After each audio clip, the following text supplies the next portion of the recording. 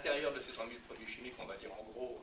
il y a eu 2000 produits utilisés en protection des plantes. Ils ont systématiquement été évalués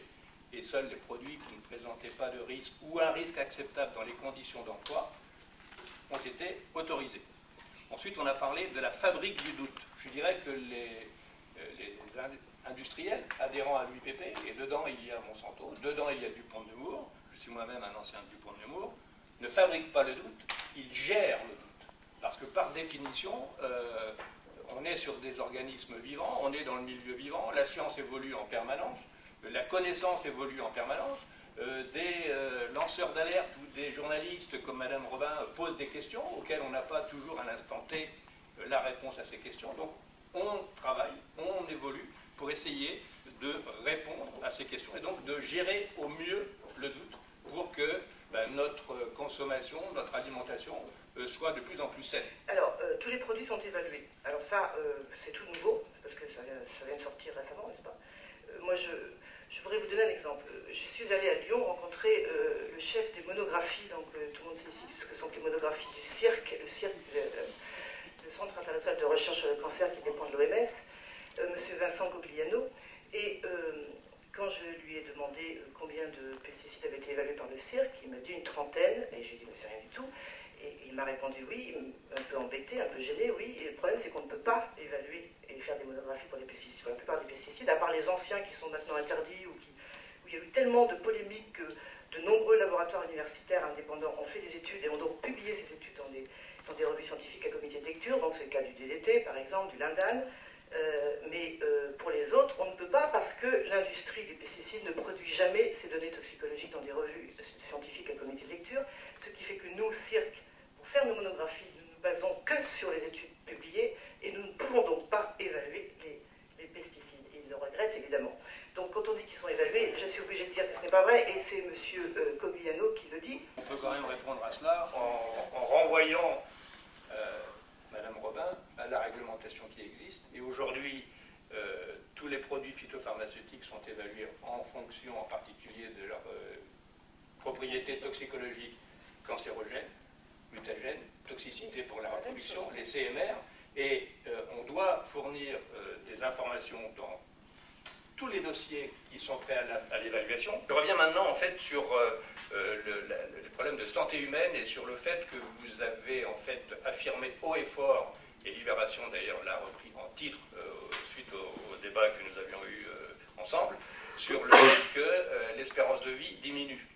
Je vous ai envoyé 2 mails avec les références techniques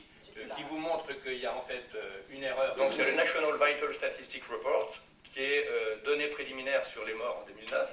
Et donc, comme je vous l'indiquais sur mon mail, vous lisez en page 21 que en fait, les données préliminaires de 2008 qui montraient qu'il y avait une légère baisse de mortalité sont fausses, il y avait une erreur. Et donc, la durée de vie moyenne aux États-Unis continue d'augmenter, comme elle augmente en Europe, et c'est évidemment pas grâce aux produits phyto, mais il se trouve que notre alimentation et les conseils d'hygiène de vie qui sont donnés aujourd'hui à nous tous, fait que, globalement, nous sommes en meilleure santé, qu'il y a de la prévention des risques, et que notre espérance de vie donc augmente. Moi je les connais, je suis allée à Atlanta plusieurs fois, ils n'ont pas fait d'erreur, simplement il y a 2 choses, c'est-à-dire qu'ils font des statistiques tous les ans, et donc là j'ai leur texte que je vous ai traduit, donc il y a eu une baisse de 1,2 mois pour l'année 2007-2008,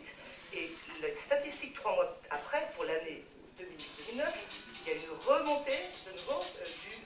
de l'espérance de vie. Donc la baisse, c'est pas une erreur, c'est que tous les ans ça évolue, d'accord? Mais ce qui est le plus important, note-t-il aussi, c'est pas l'espérance de vie en tant que telle, parce que l'espérance de vie, il faut bien comprendre une chose, d'abord les personnes qui sont âgées aujourd'hui, je vous l'ai déjà expliqué, M. Bocquet, et ça, moi j'ai passé 15 jours à comprendre cette histoire d'espérance de vie, parce qu'évidemment c'est l'argument que tout le monde nous donne, et moi-même je me posais des questions évidemment. La réponse était que les personnes âgées qui sont âgées aujourd'hui comme mon père qui a 75 ans, il est né en 35, il n'a pas été exposé à ces produits chimiques de manière massive, comme c'est le cas de ma génération qui moi, suis né en 1960, et ce sont des maladies chroniques dont on parle, c'est-à-dire des maladies qui se déclenchent après un temps de latence. Donc l'épidémie dont parle l'OMS, elle commence là. Il y a 2 choses, moi, qui me semblent plus importantes, et là où j'aimerais, on a déjà parlé quand on s'est rencontrés à Libération et à Radio France Internationale, c'est le problème des faibles doses et de l'effet cocktail. Leurs résultats sont évidemment très inquiétants parce qu'ils ont pu démontrer que quand on teste indépendamment et séparément des résidus très très faibles de pesticides par exemple, eh bien il n'y a pas d'effet sur des, vous me suivez bien là, des rates gestantes, c'est-à-dire qu'on observe les effets sur la seconde génération, mais que quand on les mélange, eh bien c'est une bombe chimique, c'est le mot qu'emploie l'un de ces scientifiques. C'est-à-dire que là, on avait 0 effet plus 0 plus 0, on obtient 60% d'effets, et ce sont dans ce cas des malformations congénitales et des troubles de la reproduction. Il faut noter que ces produits testés sont des molécules considérées comme des perturbateurs endocriniens. Et c'est le deuxième problème que soulève cette réglementation. Et heureusement, je sais, parce que l'EFSA, ils me l'ont dit, ils vont commencer à travailler sérieusement sur ces questions, donc on va encore une fois dans le bon sens, là, mais il faut encourager ce processus. C'est le problème des faibles doses. Aujourd'hui, le vrai débat, c'est le perturbateur endocrinien, je suis d'accord avec vous, on doit continuer de travailler, et collectivement, au niveau européen d'ailleurs, les experts des firmes peuvent travailler avec les experts des agences, les médecins, etc., pour trouver un accord sur ces critères